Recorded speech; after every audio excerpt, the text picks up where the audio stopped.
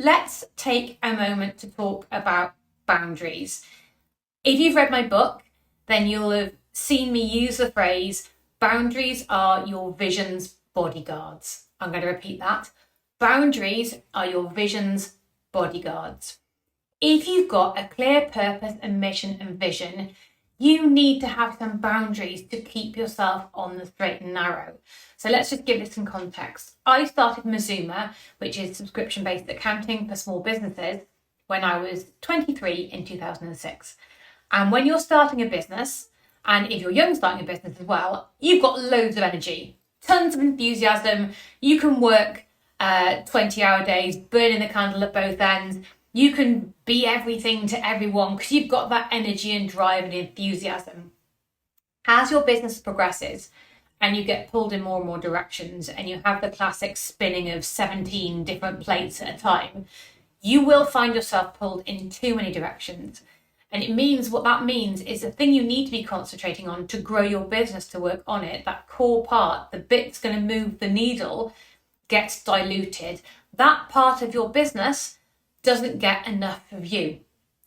So you need to set some boundaries. But you're an enthusiastic business owner. You love saying yes to stuff because you get super excited about things. I still have real problems setting boundaries in that I will block out a day a week in my calendar and call that a personal development day. And then as soon as somebody says, oh, I can't do a meeting on the first half of this week, can you slot it in on a Friday?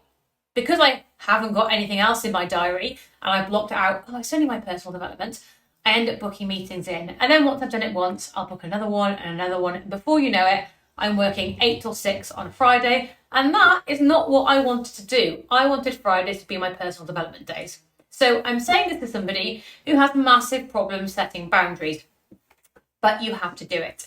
It feels really counterintuitive as a business owner to say no to things, because so much of running a business is about taking the opportunities when they come up. And a lot of the time, you don't know where those opportunities are going to come from. So you sort of say yes to everything because there might be something great in it. I promise you, if you learn to say no and set some boundaries, the greatness you will achieve by focusing outweighs any potential opportunity that you might find by saying yes to everything. Not only that, but if it's the right opportunity, it will find you again. You will not miss out by saying no. If you get asked to do, webinars online, or you get asked to speak in an event and you find yourself burned out, and I've been burned out a few times, you feel like if I say no to this one, then they're not going to ask me back. They will. You're good. You're great. They want you there. They want you on stage. They will ask you back next time. So learning to say no is really important and setting that boundary. Now, it's really hard to do. And I found the easiest way is to delegate my boundaries to somebody else. And if you're able to do this, I highly recommend it. So you can use technology and you can block out days in your calendar, or even better, you can give somebody else appointment booking rights and book appointments through them. And then when you tell them, I'm not going to book anything on these days, they just won't book it for you. And they'll find another time to do it. You just make sure that you can't book anything in your own diary. I know it takes resource to do that. And you might need maybe a virtual assistant or an actual assistant to do it.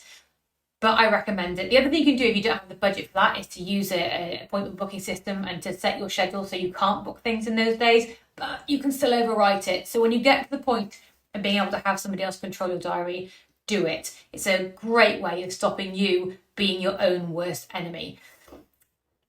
You also need to be kind to yourself about this. So learning to set boundaries is hard.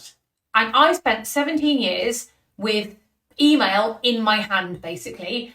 I realised not long ago when I was talking to a member of my team and they said, oh, I can't wait to shut my emails off for a week.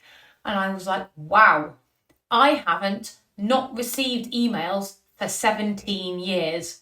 That's terrible. And every day at the end of the day, I'm an inbox zero girl. So I want to clear everything and file everything and get it all done. Every day I'll look at my emails.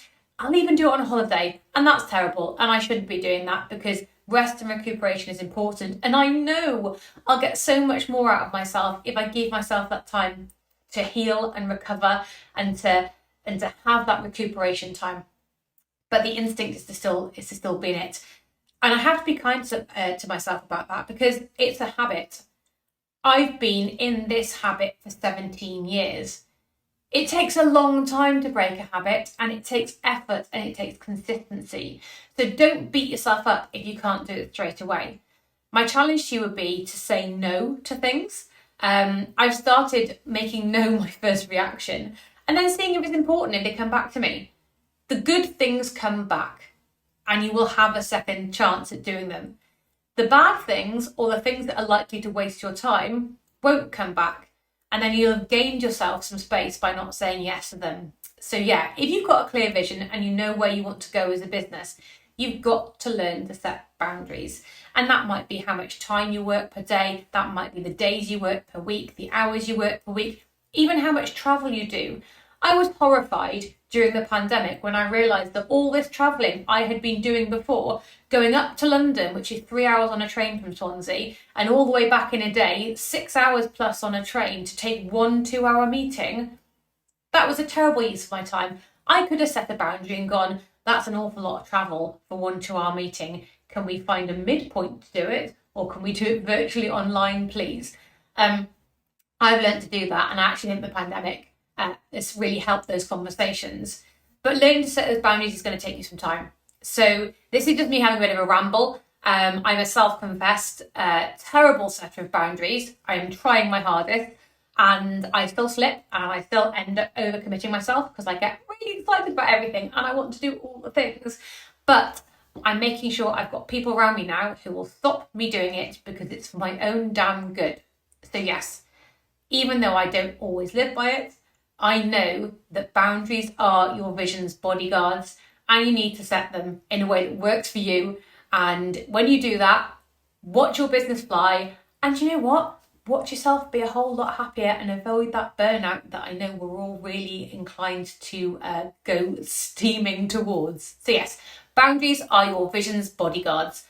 Live by it, stick it on the wall, and let me know if you are as bad as me as I am at setting them. Can't wait to hear from you all. Thanks.